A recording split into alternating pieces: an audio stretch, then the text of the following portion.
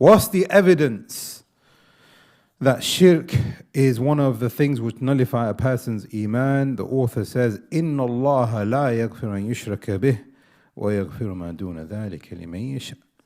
Ijma', as Ibn Taymiyyah has said, and you will find this ijma' from the time of the Salaf, and you will find this in the books of Aqidah, which is that this ayah, which is ayah number 48 from Surah An-Nisa, and then the author gives us another ayah as well from Al-Ma'idah, which is chapter number 5, ayah number 72, where Allah subhanahu wa ta'ala, He says, well, this is the statement of Isa alayhi salam, إِنَّهُ مَن يُشْرِكْ بِاللَّهِ, surely whoever does shirk with Allah, فَقَدْ حَرَّمَ اللَّهُ عَلَيْهِ الْجَنَّةِ, Allah has made forbidden for him Jannah, وَمَأْوَاهُ النَّارِ, and his end is in the fire, وَمَا لِلظَّالِمِينَ مِنْ أَنصَارٍ, and for those people who are oppressive by falling into that shirk, they will have no helpers.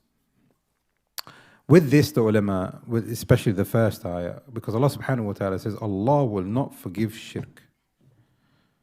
Therefore, the ulama of the Salaf have said, if a person dies upon shirk, that person is going to be in the hellfire for eternity. Issue of ijma'.